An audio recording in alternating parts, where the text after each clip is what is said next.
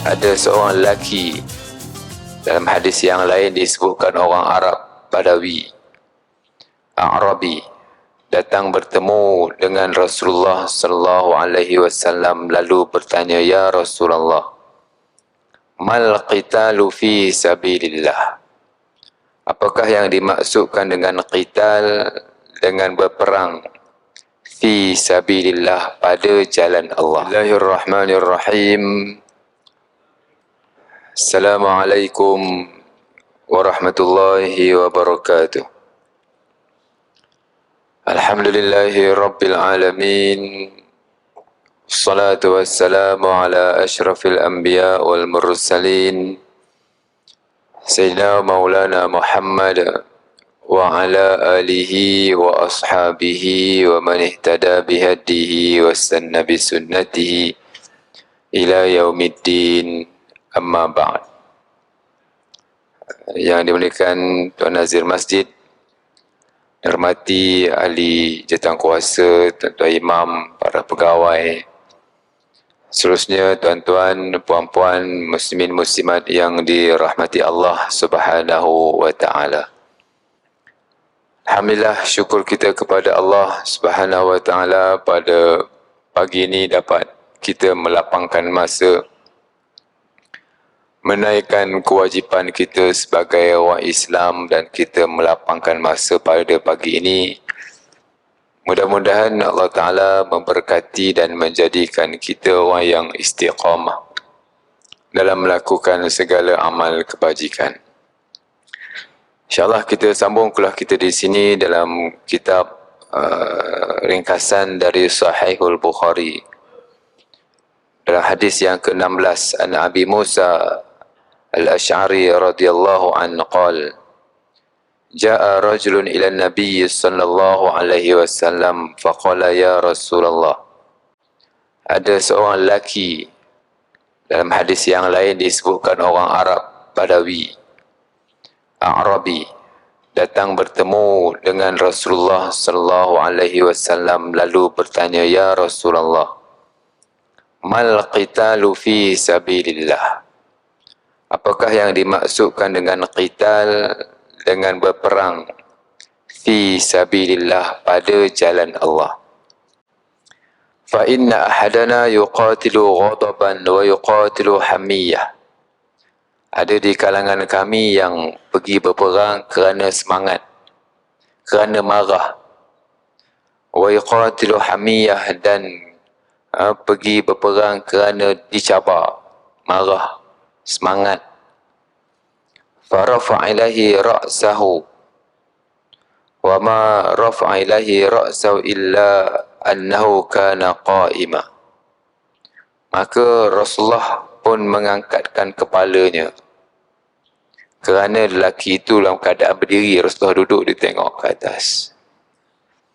Maka kata sabda Rasulullah, "Man qatala litakuna kalimatullahi hiyal ulya fahuwa fi sabilillah." Sesiapa yang berperang pada jalan Allah, sesiapa yang berperang untuk meningkatkan dan meninggikan kalimah Allah, maka dia berada dalam fi sabilillah, pada jalan Allah.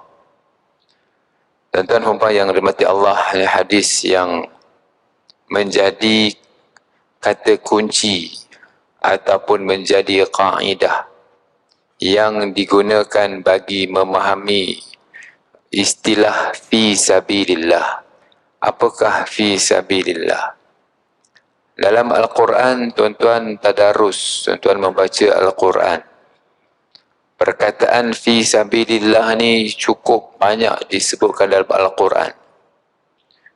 Kalau tak silap saya, lebih kurang dalam 60 lebih perkataan. Kalau tak silap saya, nanti boleh search balik. Perkataan fi sabilillah ini diulang-ulang dalam Al-Quran. Dan perkataan fi sabilillah ini bila disebut dalam Al-Quran, dalam banyak keadaan, dalam banyak tempat, digandingkan dengan jihad. Jihad fi sabilillah. Ada yang digandingkan dengan qatilu, perang fi sabilillah. Jihad fi sabilillah. Jarang-jarang dia ada seorang-seorangan fi sabilillah, seorang-seorang. Dia biasanya digandingkan. Jihad fi sabilillah, jihad fi sabilillah, qital, perang fi sabilillah. Ini dua perkataan yang, dua frasa yang sering kali digandingkan dalam Al-Quran Al-Karim. Malahan dalam tafsiran kepada fi sabilillah ini jugalah yang menjadi salah satu daripada mereka yang layak dan berhak untuk menerima zakat, termasuk dalam asnaf zakat, zakat fi sabilillah. Tuan-tuan yang hormati Allah, ada beberapa kefahaman yang kita cuba rungkaikan dan kita cuba jelaskan daripada hadis ini. Yang pertama, berperang, daripada perkataan qital dan juga daripada perkataan jihad. Dalam Quran, dalam hadis, dua perkataan ini sering disebutkan, jihad dan qital. Jihad maknanya usaha bersungguh-sungguh, ya? Ataupun dalam bahasa Melayu kita disebut sebagai berjuang. Bahasa Melayu kalau sebut jihad dengan bahasa yang mudah kita faham, berjuang. Qital, berperang, dengan erti ada tempat yang memerlukan kepada perang, maka orang Islam perlu perang. Tak boleh ada di kalangan mereka yang langsung memadamkan perang dalam kamus Islam. Tak ada perang dalam Islam. Salah. Tak betul. Kerana dalam Quran sebut qital memang makna perang. Perang memang ada dalam Islam. Kerana ada sesetengah yang ingin menampilkan Islam dalam bentuk yang wajahnya yang aman, wajahnya yang sejahtera, wajahnya yang moderate, wajahnya yang menyokong segala bentuk perdamaian. Tak ada perang dalam Islam. Islam tak pernah berperang. Itu tak betul. Kerana perang memang ada dalam Islam, dan Rasulullah sendiri dalam sepanjang hayatnya peperangan berlaku banyak kali. Baginda mengepalai usaha perang ini sebanyak 27 kali. Pergi menjadi ketua sebanyak 27 kali. Kan? Kalau menafikan perang daripada Islam, satu pandangan yang tersasar dan tak betul, bercanggah dengan fakta dan tafsirannya. Yang kedua, tuan-tuan, bila disebutkan perang ini, maka dia ada tafsiran jihad. Jihad ni dengan maksud orang yang susah, bersusah. Jihad dengan maksud payah. Ada maksud susah, ada maksud payah. Kan? Masyaqqah, susah. Lalu dalam bahasa yang mudah diterjemahkan dalam bahasa Melayu dipanggil dengan perjuangan. Kerana dalam Islam dia ada dipanggil dengan sedekah, dipanggil dengan, yang kedua dipanggil dengan sedekah jihad. Sedekah biasa, sedekah, dan jihad. Kita bagi sedekah ini, sedekah kepada orang miskin, sedekah kepada masjid, sedekah kepada surau, sedekah. Yang kedua, sedekah jihad, sedekah yang ada unsur jihad, yang ada unsur perjuangan Islam di situ. Dan inilah yang dibezakan dalam ayat-ayat Quran yang menyebutkan tentang pahala sedekah, kan? Itu banyak disebutkan dalam ayat Quran.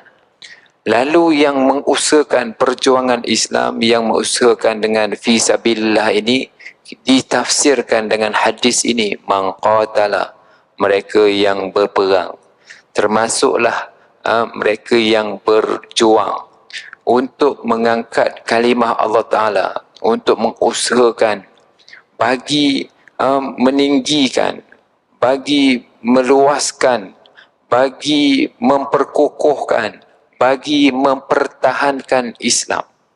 Kan? Dalam semua sudut.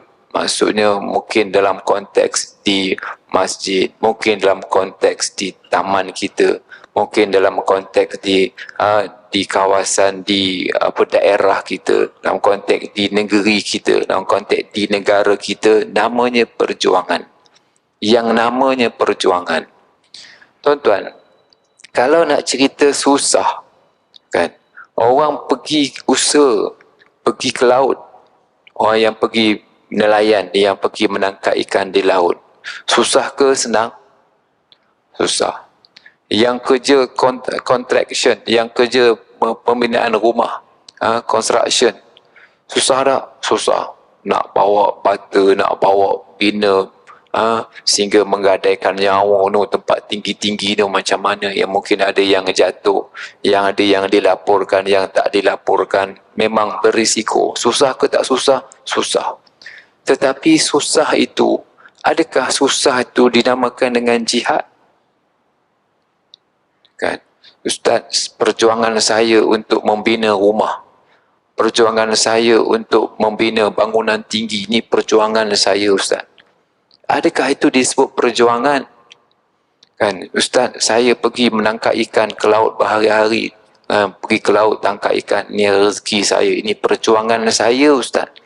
Kan, bukan semua susah dianggap sebagai perjuangan.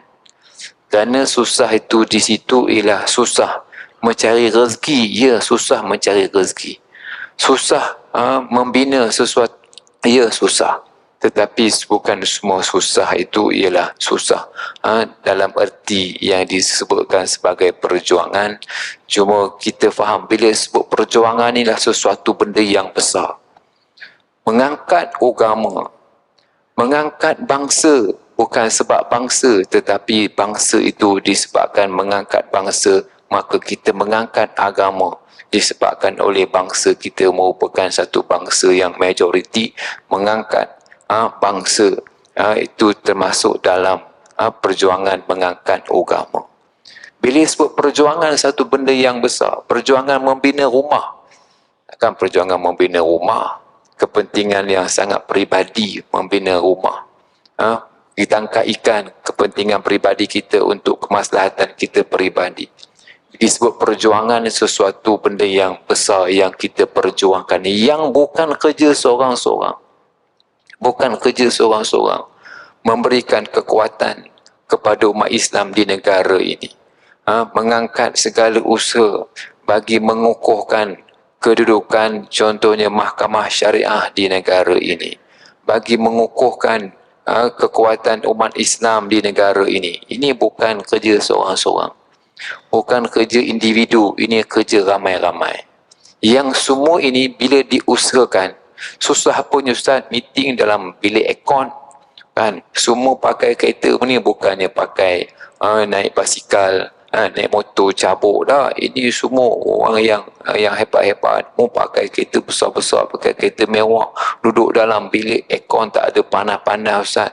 Kan, kita pun duduk atas kapet, sofa, semua sedap, Ustaz. Ini perjuangan apa ni, Ustaz? Kan, bukan dilihat dari sudut benda itu, tetapi dari sudut apa yang ingin diperjuangkan.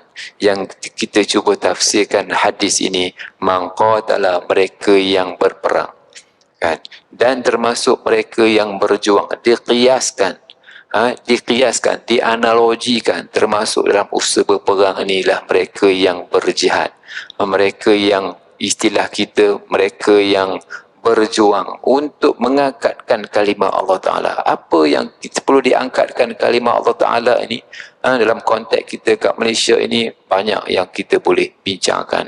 Termasuklah yang baru-baru ni yang disebut sebagai mahkamah syariah. Kan, mahkamah paling tinggi dalam kita di Malaysia ni, mahkamah tinggi syariah. Kedudukannya dari sudut dia punya hukumannya, tuan-tuan, lebih rendah daripada mahkamah rendah sivil yang ada di negara ini. Dari sudut hukumannya 356 berbanding dengan mahkamah sivil yang paling rendah tu, lebih kuasanya lebih besar, lebih luas daripada mahkamah syariah. Ini semua kerja kita sama-sama orang Islam, bagaimana perlu untuk kita memperkasakan mahkamah syariah supaya kan diangkat, supaya menjadi suatu kita kata kepada orang Islam untuk menjatuhkan, mengawal keadaan orang Islam, tindakan orang Islam, tingkah laku orang Islam supaya lebih behave, supaya kita ada aturannya dan tafsirannya terhadap jenayah yang mungkin tidak sama dengan tafsiran pada mahkamah sivil. Balik pada topik kita ini tuan-tuan, ialah jihad fi sabilillah, perjuangan pada jalan Allah kan. Maka bila disebut perjuangan ini, akan ada pihak-pihak yang tak suka. Bila sebut perjuangan, akan ada mereka-mereka yang benci, akan ada mereka yang memandang sinis, akan ada mereka yang menentang. Kerana yang menentang itu kepada perkara-perkara yang baik bermula daripada diri manusia itu sendiri. Berpunca daripada manusia itu sendiri yang mungkin tak selesa bila sebut Islam, asyik-asyik Islam, asyik-asyik Islam, asyik-asyik Islam. Jumpa doktor, apa doktor tanya? Kan? Pakcik, darah pakcik okey ke tak?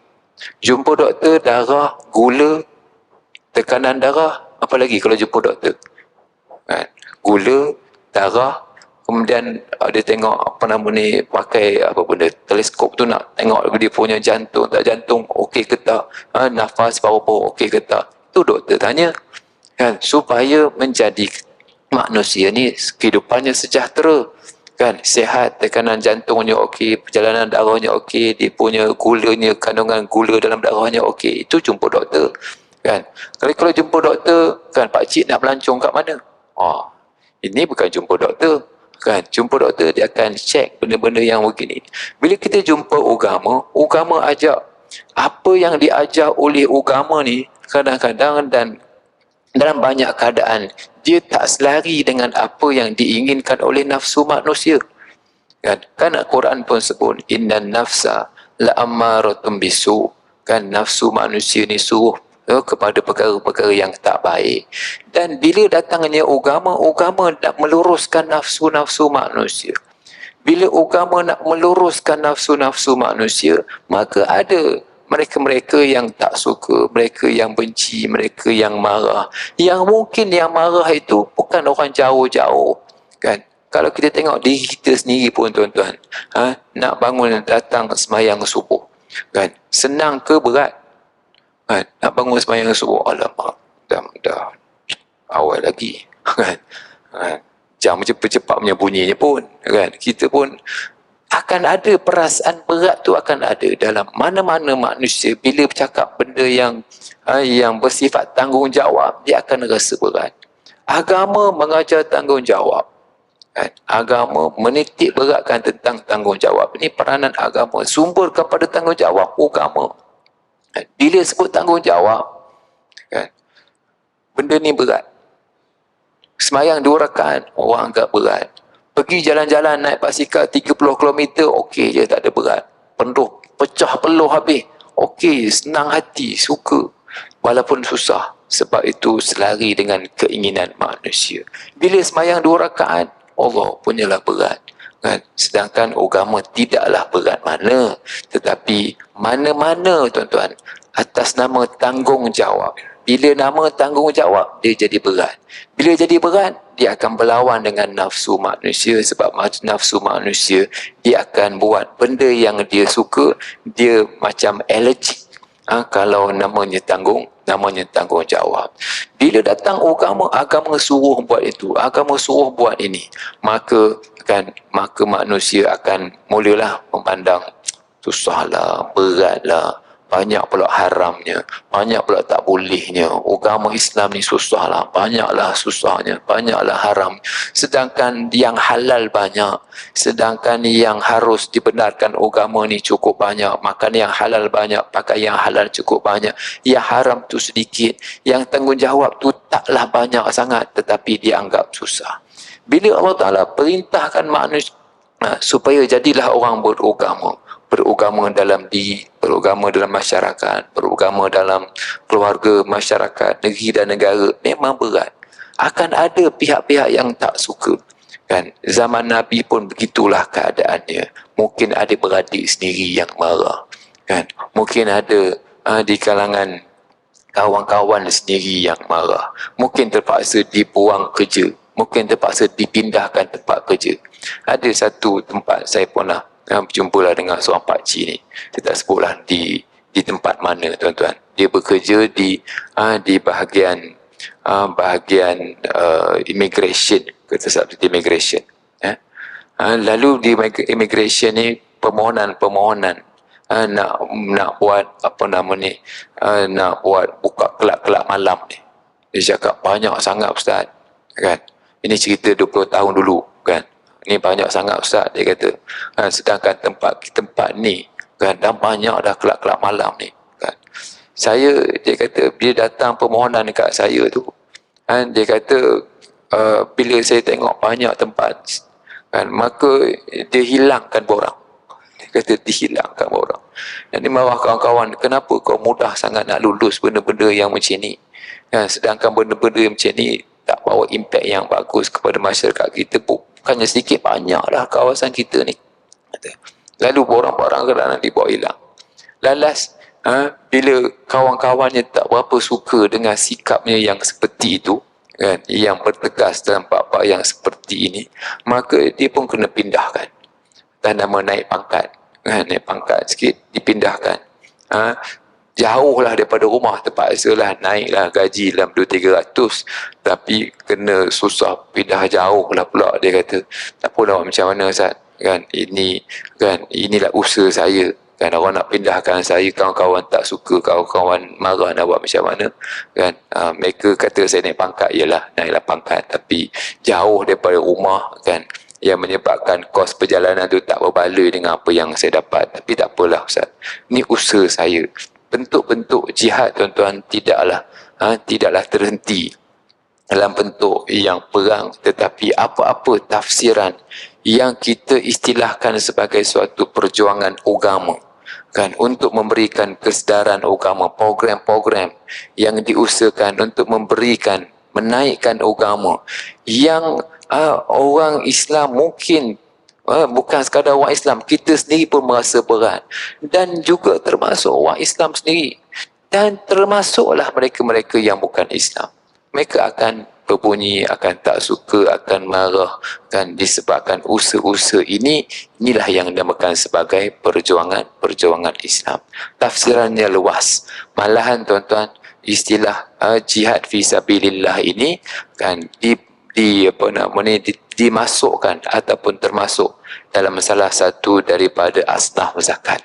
Asnaf zakat yang tafsirannya ialah pelajar-pelajar yang contohnya yang pergi belajar luar negara, diberikan saham ataupun diberikan duit zakat daripada ibnus sabil dan juga daripada fi sabilillah. Program-program agama, program-program kesedaran Islam diambil daripada asnaf fi sabilillah dan juga asnaf ibnus sabil. Dan semua ini, tuan-tuan, ada dalam agama, dan kita tidak boleh untuk menafikan, membuang perkataan jihad ataupun perang daripada agama, kerana agama ni ada istilah perang, ada diperjuangkan, dan Islam ni memerlukan kepada mereka-mereka yang berani, yang kuat semangatnya untuk menggerakkan agama.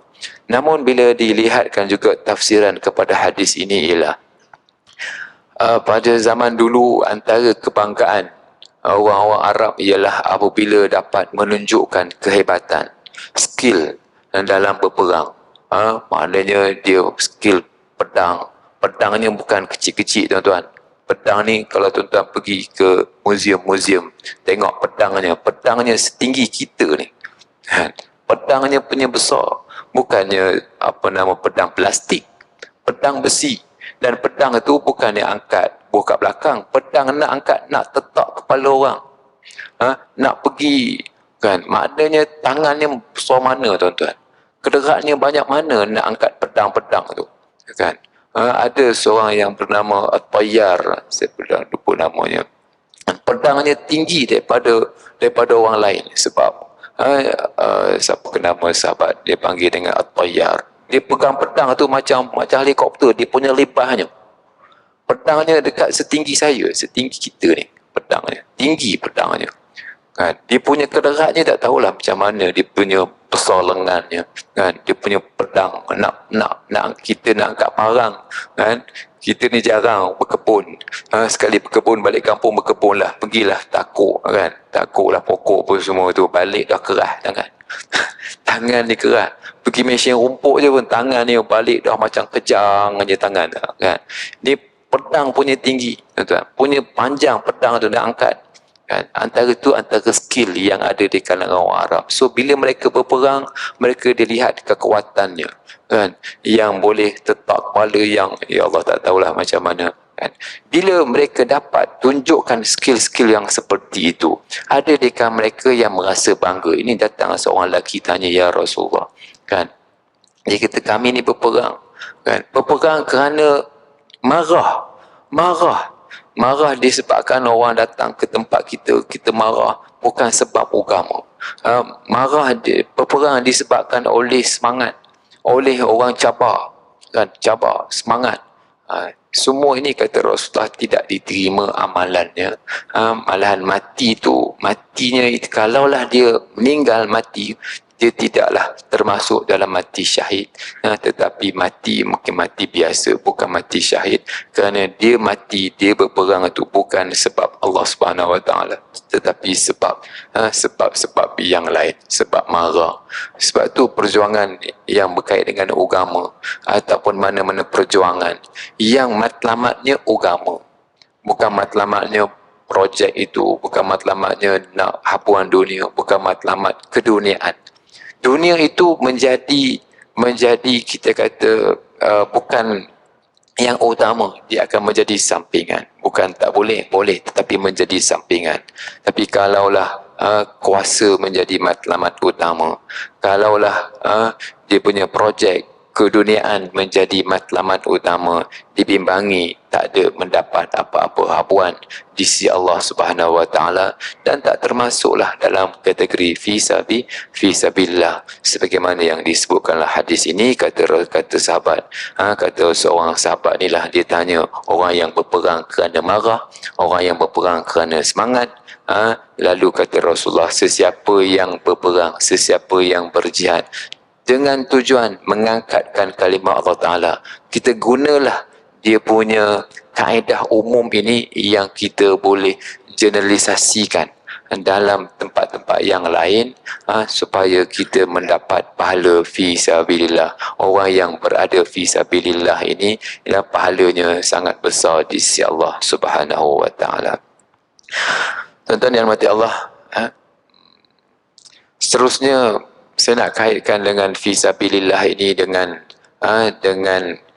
peperang Islam tersebar dengan mata pedang. Islam, tuan-tuan, dia tidak tersebar dengan mata pedang. Islam sebar dengan dakwah. Bila kita melaksanakan usaha dakwah, ajak orang kepada agama kan, yang menjadi terancamnya siapa? Pihak-pihak yang tidak selari cara hidup Islam itu akan rasa terancam. Bila orang Islam mula pakai tudung, masalahnya siapa yang mungkin ada masalah kan? Dunia fashion mungkin bermasalah, mungkin terancam. Semua orang Islam dah pakai tudung kan. Dunia fashion ni hari-hari kan, adanya fashion baru, dengan pakai bra, dengan pakai pakaian singkat-singkat, ada je benda baru. Takkanlah orang Islam nak penampilan yang begitu kan. Orang Islam tudung lah, apa kan, dia punya jilbab lah, dia punya apa semua, yang mungkin tak akan terancam lah industri yang seperti ini. Mereka suka, mereka tak suka kan. Itu contoh dari sudut pakaian. Banyak lagi bila Islam melebarkan cara hidupnya, ada pihak yang mungkin terancam, yang mungkin tak selesa dengan Islam apabila Islam meluaskan cara hidupnya.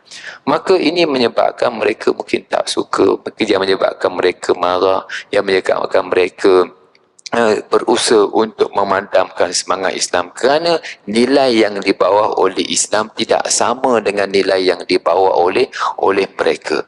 Maka hasil daripada itu, tuan-tuan, berlakulah penentangan. Dan di sinilah yang timbulnya penentangan itu. Kalau dulu ditentang dalam bentuk peperangan, dia ditentang dalam bentuk peperangan, orang serang Islam, orang marah Islam, dan Islam kena mempertahankan diri. Bila mempertahankan diri, terpaksalah berperang, sebab mereka datang dengan tentera. Tapi kalau mereka datang dengan bentuk yang penghujahan, bukan dalam bentuk tentera, Islam menerima dia punya penentangan itu, ataupun menerima kehadiran mereka sebagaimana cara mereka datang. Kalau mereka datang perang, kita perang. Kalau mereka datang dengan cara yang baik, datang cara yang baik. Ini yang berlaku. Bukan Islam berperang, bukan Islam berkembang dengan mata pedang, tapi Islam berkembang dengan dakwah. Islam berkembang dengan dakwah. Bila orang datang, maka mungkin orang tak selesa, orang serang Islam, dan itulah yang berlaku. Sebagai contoh di Madinah, tuan-tuan, apabila orang Islam telah pun berhijrah ke Madinah, maka yang pergi serang siapa? Yang pergi serang mereka yang datang serang dalam perang Badar, dalam perang Uhud, dalam perang Ahzab. Mereka yang datang serang orang Islam. Sehinggalah pada tahun yang ke-8 Islam pergi ke Mekah. Islam pergi ke Mekah, mula-mula dengan cara yang aman. Bila dah dengan pelbagai cara mereka sekat Islam, baru Islam datang. Dan Islam datang bukan dengan untuk perang, tapi nak membawa perdamaian kepada masyarakat Arab. Dan sebab itu kalau orang kata Islam ekstrim, Islam tidak ekstrim.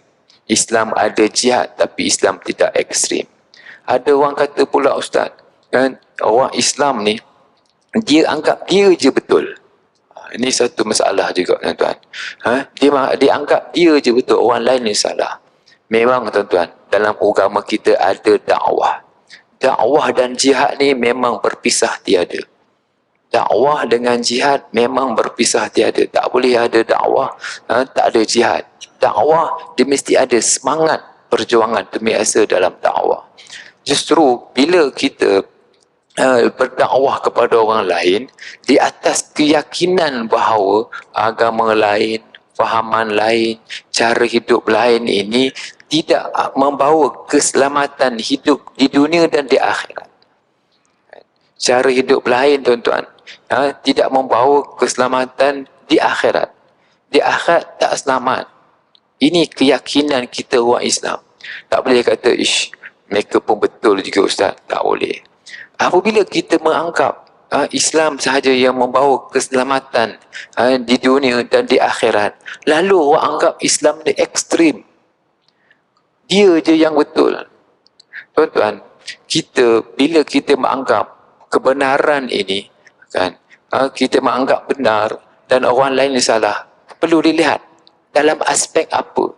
Contohnya lah, kalaulah botol ni, tuan-tuan, tutup botol ni warna biru, siapa yang kata tutup botol ni warna putih? Siapa yang kata tutup botol ni warna merah? Saya kata tutup botol ni warna biru. Ni biru ke tak biru? Biru. Siapa yang kata tutup botol warna merah, warna putih, ini adalah salah. Lalu orang kata ini ekstrim, dia anggap dia je yang betul. Tuan-tuan, bila kita menganggap benda betul, ini biru, ini bertepatan dengan fakta, bertepatan dengan realiti, ini adalah benda benar. Ini biru ni, warna tutup botol warna biru. Lalu orang selalu membuat satu kefahaman yang generalisasi. Dia kata dia je seorang yang betul, orang lain semua salah. Tengok dalam bab apa, tentang apa, aspek apa, dalam isu apa. Kalau dalam isu ini botol ni warna biru, tutupnya warna biru, siapa yang kata warna putih salah. Saya akan kata ini pendirian saya, ini benar. Orang lain yang kata ini warna merah ni salah. Lalu dia seorang je yang betul. Jadi kalau istilah dia seorang je betul digunakan dalam semua tempat, tu salah, tak betul. Kalau nak buat traffic light, ya okey, nak buat traffic light ke, nak buat bulatan ke, itu terpulang, boleh. Kan, traffic light pun boleh, nak buat bulatan pun boleh, itu tak ada masalah. Tapi kalau kata ini kan, ini biru, orang kata ini hitam, yang kata ini merah, yang ini putih, semua salah. Kan, sebab itulah agama, tuan-tuan. Dalam bab agama, kenapa kita kata kita benar? Sebab kita ada Quran. Quran yang menjadi dalil, yang menjadi bukti, yang menjadi fakta di atas kebenaran kita. Orang berhujah, mari kita sembang macam mana aspek kebenaran dalam bab agama. Bukan bermakna kita ekstrim, kan, sanggup berperang, berperang, kira nak perang je tak, tetapi ada tata caranya.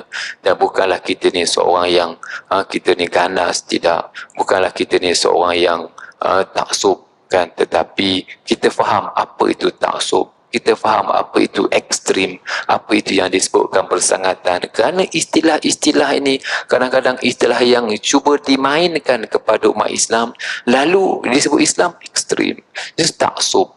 Taksub ini, tuan-tuan, ialah dia sanggup mempertahankan benda salah, itu taksub. Benda betul ke, benda salah ke, dia mempertahankan. Kawan dia salah, dia pertahankan, itulah taksub.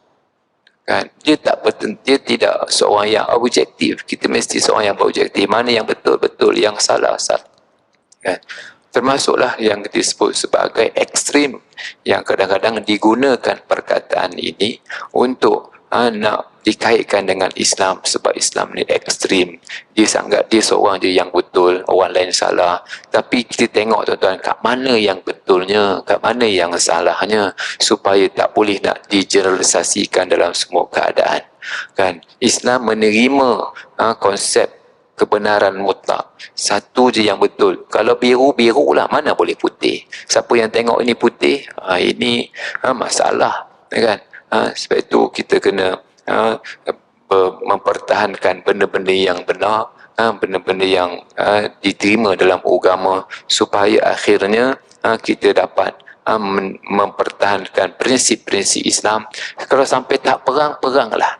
Kalau sampai tak mati syahidlah, kan. Dan perkataan syahid ini pun kadang-kadang, tuan-tuan, tak terlintas dalam minda kebanyakan orang Islam. Mati syahid, kan, mukanya nampak risau, mati syahid, kan, mati syahid ekstrim. Sedangkan mati syahidlah mati yang mulia dalam agama, disaksikan dia punya kebenarannya, disaksikan keimanan tu. Syahid tu maksudnya apa? Disaksikan kebenaran imannya. Sebab itulah, tuan-tuan, bukanlah bermakna Islam suruh pergi mati, Islam suruh pergi perang, Islam suruh menaikkan agama, Islam suruh kembangkan agama, Islam suruh jihadkan, dan akhirnya kalau perlu perang, peranglah. Kalau perlu, kalau orang serang, pertahankanlah diri. Inilah yang cuba dimaksudkan daripada hadis ini, kan, bukan dengan sebab semangat, bukan dengan sebab marah, tapi dengan sebab usaha untuk meningkatkan kalimat Allah Subhanahu wa ta'ala. Saya itu yang dapat saya kongsikan dengan hadis yang ke-12, yang ke-16 daripada Abi Musa al-Asy'ari. InsyaAllah kita sambung dalam bab hadis yang ke-17, dalam bab batal wudu. Kalau dalam bab batal wudu, kalau terkentut dan kentut yang mempunyai bunyi ataupun mempunyai bau, insyaAllah. Bila baca bab hadisnya tu, ada macam-macam bab. Kadang bab jihad, kadang bab semayang, kadang bab haji, kadang bab puasa. Ini kelebihan bila baca hadis, di macam-macam topik, macam-macam topik. Wallahu a'lam. Bismillahirrahmanirrahim. Allahumma anfa'na bima 'allamtana wa 'allimna ma yanfa'una warzuqna 'ilman yanfa'una. Wa sallallahu ala sayyidina Muhammad wa ala alihi wa sahbihi ajma'in walhamdulillahi rabbil alamin.